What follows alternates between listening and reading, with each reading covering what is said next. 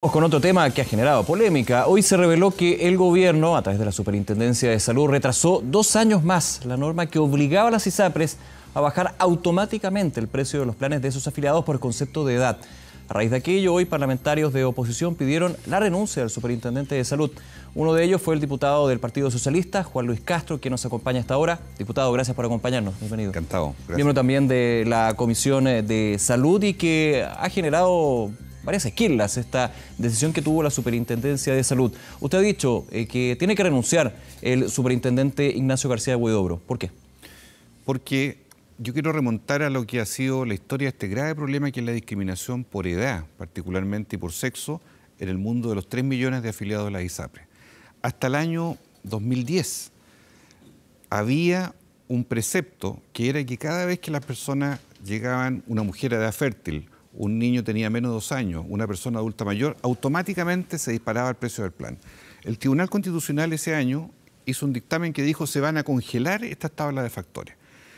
Y con la astucia de las ISAPRES judicializaron este proceso y acataron que no hubiera alzas, pero tampoco que hubiera rebaja de precios. Entonces, todos estos años, estos 9 años, lo que ha sucedido es que una mujer que tiene un plan con cesárea, con parto, alto en precio, tiene 45 años, tiene 50 años y le mantienen ese precio elevado y en su plan aparecen coberturas de parto y cesárea, que no va a poder tener. Por supuesto. O un niño menor de 2 años, que claramente tiene mayores riesgos de infecciones y enfermedades graves, cuando cumple 3, 4, 5 años, le sigue manteniendo la tarifa que cuando tenía 2 años, que tenía mayor carga de enfermedad. Entonces, este abuso sistemático de miles de pacientes, en octubre del año pasado, el superintendente, el mismo de ahora, dijo vamos a terminar con esto y sacó una circular ordenándole aplicar totalmente la rebaja de precios a las personas que ya no calificaban en esta situación. La circular 137 para... Exactamente. Han pasado 6 meses prácticamente y ahora nos hemos enterado de cómo él recientemente ha dictado una nueva instrucción donde no solo no obliga, sino que además da un perdonazo, da una circunstancia inesperada para la gente, que es que las ISAPRES ahora van a poder tener 2 años más para seguir cobrando altos precios en los planes, más el reajuste que ya conocimos a principios de esta semana, sí, que obviamente agrava una condición en que están hoy día esos 3 millones de chilenos. Me quiero colgar de ese concepto del perdonazo, porque uno en la práctica podría decir, cuando hay un perdonazo, por ejemplo, uno recordando lo que sucedió con el Servicio de Impuestos Internos, con los intereses y multas, el perdonazo era que se eliminaba ese exceso de multas e intereses. Uno en la práctica no podría decir esto no es un perdonazo, porque el elemento que está señalando la superintendencia es que para evitar un impacto económico que tenga problemas en el sistema de ISAPRE, se prorroga hasta 2 años. Es decir, en 2 años más empieza a correr esta dinámica. Es decir, no se va a eliminar, sino que se aplaza. Claro, pero ese es un argumento que realmente cae en la provocación a la inteligencia ciudadana, el que dan ellos. ¿Por qué? Porque en la práctica, ¿qué es lo que ha pasado? El gobierno viene anunciando desde el año pasado, desde octubre, que iba a haber una reforma a las ISAPRES. Anuncios, anuncios, anuncios. Se dijo diciembre, después enero, después marzo. Ahora en abril. No, han dicho que abril, vamos a ver. Las ISAPRES jamás habrían reajustado los precios de los planes como lo hicieron hace pocos días atrás si hubiera estado la reforma ya en el Congreso. No se habrían atrevido a hacerla. Esta circular que hoy día aparece el superintendente jamás habría podido estar instalada con los anuncios que hizo el presidente Piñera hace 2 días, cuando dijo vamos a terminar con las cajas negras, vamos a hacer que esto sea realmente un sistema justo para los afiliados, vamos a tener un fondo de compensación. Todos los anuncios radicalizados, diría yo, incluso que hizo el presidente, que en la práctica, con un superintendente nombrado por él, en el fondo uno siente que están pavimentándole el camino a que las ISAPRES hayan hecho una verdadera caja anticipada para evitar las futuras pérdidas que pueden tener producto de una ley. Porque esta es la lógica de siempre. Este es un sistema en donde estas ISAPRES se han resistido a los cambios permanentemente. Y eso habla de que ellos han, de alguna manera, visto que en el futuro las reglas van a ser otras, las utilidades van a ser más bajas, y se atreven a hacer el reajuste bajo el retraso del gobierno, y al mismo tiempo el superintendente facilita de algún modo el camino de ellos, y en vez de decir ahora ya apliquemos un fallo del Tribunal Constitucional de hace casi 9 años atrás, dice no, sabe que sigamos adelante, no les apliquemos ninguna rebaja a los usuarios, y se pone del lado de la ISAPRE. Y eso lo que a nosotros nos motiva a decirle, mire, está bueno. Aquí una autoridad tiene que ser capaz de defender a la ciudadanía y no ciertos intereses económicos de la ISAPRE, que están muy mal paradas, que tienen una condición de vulnerabilidad y precariedad pese a lo millonario que es esa industria, Y la gente que uno conoce que está en el sistema ISAPRE, no es que se sienta feliz, se siente abusada, porque son súper buenos clientes cuando son jóvenes, cuando tienen buen ingreso, cuando tienen pocas cargas, pero no cuando están viejos, cuando tienen más enfermedad y cuando la pensión es baja. A ver, me quiero quedar con el plazo, que creo que podría ser bien revelador en este sentido. 2 años es el que se prorroga. Es lo que puede durar la tramitación de la ley. A eso quiero ir. ¿Usted cree que va por ese lado? Porque a mí... usted tiene muchísima más experiencia que yo, pero yo como desde el ámbito del periodismo, desde lo espectador de trámites legislativos como es y son tan profundos los de la salud, generalmente 2 años no me parece tan ilógico que se demore la tramitación de la ley. ¿Usted cree, y ahí le pregunto, que estos 2 años de plazo que pone la prórroga la Superintendencia de Salud obedece más bien a lo que es justamente esta reforma? Yo estoy convencido de que aquí hay una mano negra, una mano oscura, que está haciendo, por un lado, un discurso dual. Mientras el presidente aparece con medidas muy fuertes, en la práctica el mismo gobierno está permitiendo que las ISAPRES ganen tiempo. ¿De quién es la mano negra? Hagan caja de los intereses que están creados acá. Porque las ISAPRES, no nos engañemos, siempre han hecho lobby, siempre tienen llegada en todas partes, bloquearon la primera reforma del año 2012. Claro, pero son acusaciones graves en ese sentido, diputado, pensando que la superintendencia, sí, estamos de acuerdo, tiene una conexión con este caso el Ministerio de Salud, desde el logo que usa hasta la nominación del superintendente, pero todos los reguladores son independientes finalmente del gobierno de turno. ¿Aquí se estaría perdiendo independencia? ¿Usted cree que va de alguna manera desde la moneda a la superintendencia por orden, podríamos decir, de las ISAPRES? Mire, no puedo hacer yo una especulación exacta porque no tengo un argumento, una prueba. Tengo una cierta convicción de la cual falta documentar más hechos, pero yo realmente considero muy curioso, primero, que todos sabemos que el 31 de marzo de todos los años se reajustan los planes de la ISAPRES y que nunca el gobierno haya querido enviar el proyecto de ley antes de marzo. Dijo que estaba en estudio. Sí, que parece bastante razonable porque no es cualquier reforma. Pero viene anunciado desde octubre del año pasado, 6 meses atrás. Curioso. 2, más curioso que mientras estamos en toda esta discusión, además se le dé este tiempo de condonación a las ISAPRES por justamente el periodo que probablemente dure la tramitación del proyecto de ley, en el fondo para decirles, mire, tranquilo, ustedes no se preocupen, les garantizamos que pérdidas no van a tener, aunque las reglas cambien y sean restrictivas para ustedes, porque de aquí al 2021... vamos a estar en un escenario al menos de tranquilidad, entre comillas, en cuanto a la utilidad del sistema. Todo eso que es lo que uno ve, y yo no puedo hacer una acusación aquí respecto a que alguien entró directamente a manipular esto, pero finalmente es el usuario el que está afectado. Aquí hay gente que gana entre 500, 1 millón de pesos, segmentos que pueden estar en FONASA incluso, que sienten que esta situación es abusiva. Yo conozco a muchas mujeres, porque nos llaman, nos consultan, mujeres que están en la edad menopáusica, que tienen más de 45 años y que siguen teniendo un plan carísimo con cobertura de parto y cesárea. Yo les digo, pero ¿cómo es posible? Porque precisamente normas como esta, que la autoridad permite que sigan existiendo y no rebajarle el precio del plan, es un abuso descarado realmente de parte de las instituciones, con una complacencia del gobierno, porque el retraso del gobierno pavimenta este abuso que están cometiendo las ISAPRES. Ahora, vuelvo a la pregunta con que comenzamos la conversación. ¿Con qué argumento se exige la renuncia del superintendente de salud?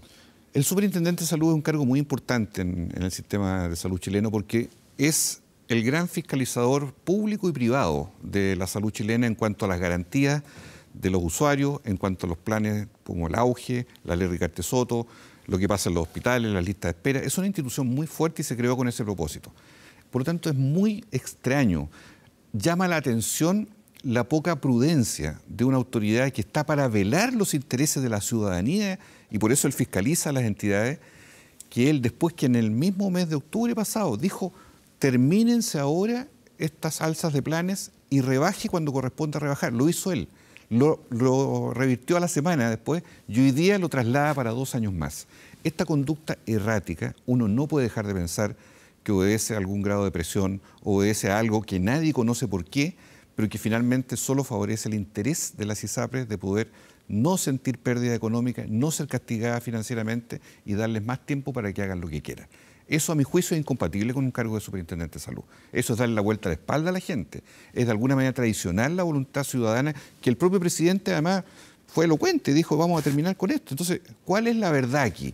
Hay un discurso dual, está el presidente por un lado y el encargado sectorial, que es el superintendente, que hace todo lo contrario que el presidente está mandando. Entonces, por eso yo pido claridad, que envíen pronto el proyecto de ley, que además la superintendencia se ponga del lado de la gente y no defendiendo intereses privados hoy día, no corresponde. Y yo creo que esta medida, nosotros la hemos propuesto, ha habido silencio toda la tarde, no ha habido ninguna autoridad que diga nada, pero yo creo que es un momento de reflexión para que el gobierno coloque un rumbo concreto en materia de salud. La gente está desesperada por dos cosas, porque la gran barrera en el lado público es la lista de espera, la gente sufre por la lista de espera, y la gran barrera en el lado privado, los 3 millones de ISAPRE, es el precio. La barrera es el precio, y el precio es abusivo. Y aquí la medida que toma el superintendente es mantener esa muralla china 2 años más. ¿Qué responsabilidad tiene el ministro de Salud, Emilio Santelice, que de hecho durante la semana con el anuncio del envío de esta reforma hablaba de las cajas negras en el sistema de ISAPRE? Ya, como todo el lenguaje va por el mismo lado. Se pone muy conceptual, pero claro. Si el ministro alude a las cajas negras, lo primero que uno quisiera saber es, ¿el ministro sabía de esto? Yo pregunto, ¿qué explicación nos va a dar? ¿Sabía que el superintendente, que está dentro de lo que es el mundo de la cartera de salud, estaba tomando estas medidas pro ISAPRE? Ahora, lo llevo a lo institucional, usted que sabe muchísimo más que yo de eso, con este grado de independencia que tiene la superintendencia de, en este caso, el Ministerio de Salud, que es así, debe ser así. ¿Tendría que estar informado el ministro de Salud de una decisión, una resolución por parte del regulador? Cuando desde hace tanto tiempo, meses, se viene anunciando por el presidente una gran reforma al sector privado, a la ISAPRE, yo le digo, una medida de esa envergadura es muy difícil que aún sin tener la obligación de comunicarle al superintendente no haya estado en conocimiento de la primera autoridad de la cartera. Es muy difícil, sinceramente hablando, porque una cosa son detalles administrativos y otra cosa es una medida de alto impacto, como esta. Por lo tanto, me gustaría saber si lo sabía o no cuando dio todas las opiniones esta semana respecto a los grandes cambios del sistema privado, sabiendo que esto estaba por debajo como una medida de la propia superintendencia. Y si no lo sabía, la verdad es que uno se pregunta cuál es el control que tiene el Ministerio de Salud del sector salud, del mundo privado, porque también hay 3 millones de chilenos que están ahí y que son parte del Ministerio de Salud Pública. No es solo el mundo de FONASA el Ministerio de Salud, también los usuarios del sistema privado, porque también ahí hay abuso. Creo que hay una explicación pendiente del ministro de Salud en esta materia. ¿Van a citar al ministro de Salud? Ya citaron de hecho al superintendente de la Comisión de Salud. Es lo primero para el día martes y sin duda si es necesario también seguramente sería ideal que el ministro pudiera asistir. Pero ante lo que usted ha dicho, diputado, claramente es necesario porque usted está hablando de que hay una directa relación entre el gobierno y la superintendencia con esta decisión. Dentro de la suposición, para eso vienen las explicaciones, el comentario. Yo creo que es lo mejor, lo voy a solicitar. La comisión ya citó al superintendente, pero la primera autoridad de la cartera, lo lógico es que dé la cara y diga también qué punto de vista tiene al respecto, sobre todo a puertas de una gran reforma. Con este tipo de hechos, ¿cómo va a ingresar el proyecto de reforma a la salud? Porque evidentemente este tipo de elementos son ingredientes que pueden complicar una discusión legislativa que no va a ser fácil. Mire, pueden haber dos escenarios. Puede haber un escenario en que tengamos una reforma estructural, que bienvenido sea, y creo que estos episodios conflictivos que hemos tenido este día podrían ser una gran oportunidad para que si, como se ha anunciado, viene una reforma que termine con las preexistencias, que haya solidaridad en el sistema, que se acaben estas tablas de factores. Reforma que también pide la ISAPRE, ojo. Exactamente. Yo estoy imaginando algo ideal, que a lo mejor confluimos todos en decir, mire, qué bueno, porque esta crisis ayudó y aquí vienen las nuevas reglas del juego y esas reglas van a colocar a la ISAPRE en una lógica de seguridad social y no en una lógica individual. Ese es un escenario. Pero si no es así y la reforma que viene es un maquillaje o es algo muy cosmético y no se tocan problemas de fondo, por ejemplo, si el presidente habla de plan universal de salud, lo lógico es que el plan cueste una tarifa plana. El plan de salud garantizado que se está proponiendo. Si viene con tarifas diferenciadas, entonces, ¿para qué vamos a estar diciendo una cosa por otra? Va a costar distinto si es menor de 2 años, si es mujer en edad fértil, si es adulto mayor, y vamos a volver a lo mismo. ¿Usted ve posible, diputado, en ese punto que es clave para todo este tema de los precios y prestaciones que hemos estado conversando, el plan de salud garantizada, que efectivamente se pueda concretar en lo práctico, más allá de la discusión legislativa, pensando que hay miles de planes de salud de las ISAPRES en el mercado? Este es un problema, Nicolás, estructural. El primer gobierno del presidente Piñera fracasó porque impulsó un proyecto donde anunció la tarifa plana y después presentó tarifas diferentes por tramo de edad. Fracasó. El gobierno de la presidenta Bachelet, el último, no tuvo la fuerza y la voluntad de enviar el proyecto de reforma a la ISAPRE al Congreso porque esto se discutió en la moneda, estaba en el programa. ¿Por qué no tuvo esa fuerza? Yo creo que no hubo acuerdo entre los ministros, yo creo que no hubo capacidad de poder hacer varias reformas a la vez, educación, pensiones, qué sé yo, y quedó postergado y postergado. Ahora es una oportunidad. Independiente que seamos o no de oposición, vamos a aplaudir que haya una reforma profunda, sin duda, pero queremos que eso ocurra. No queremos sospechar, como estamos sospechando, que la dilación que ha habido en estos meses, que ha permitido el alza de por medio, un alza de la mayor en 8 años, que haya permitido que ahora tengan esta condonación la ISAPRES por 2 años más, en el fondo sea algo muy complaciente para ellos y lo que llegue sea un poquito de maquillaje, pero no el problema de fondo que todos estamos esperando. Si a mí me dice, ¿qué es lo que esperamos? Yo espero del proyecto de ley que en el lado de FONASA tengamos cobertura de FONASA. 2 cosas que la gente de FONASA sabe, no tiene hoy día. La gente en FONASA no puede pagar un dentista, Nicolás.